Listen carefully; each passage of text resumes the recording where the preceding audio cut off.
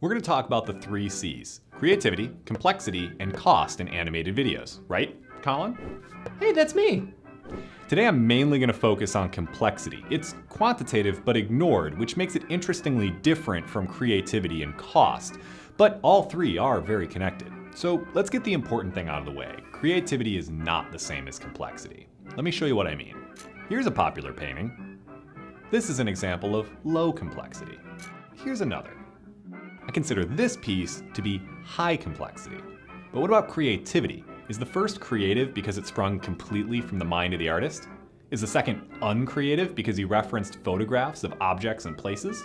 I can't answer that, but I can say they're both probably expensive. They are in the Guggenheim. But back to video. 4 factors determine complexity: duration, detail, characters, and technique. A longer video takes more time to create, and while that's rather obvious, efficiency can be found as motions or assets are reused. More moving pieces require more time. If there are things like textures, accents, or pieces that need to be true to life, each second of animation takes even longer to animate.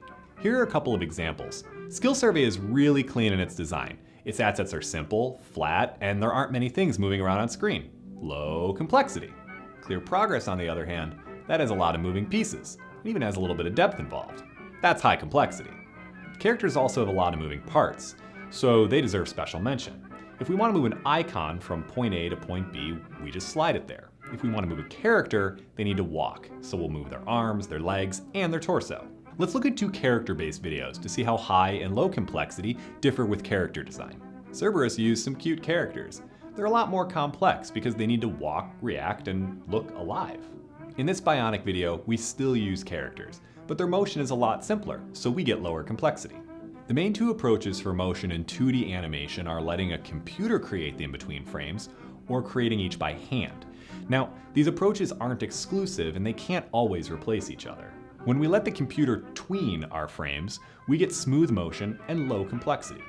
When we use traditional cell animation, we're able to show things rotating or morphing better. So there you have it. When thinking about a budget for an animated video, consider the level of complexity as a major factor. And remember, reduced complexity doesn't mean you have to sacrifice creativity. High complexity. That was awkward.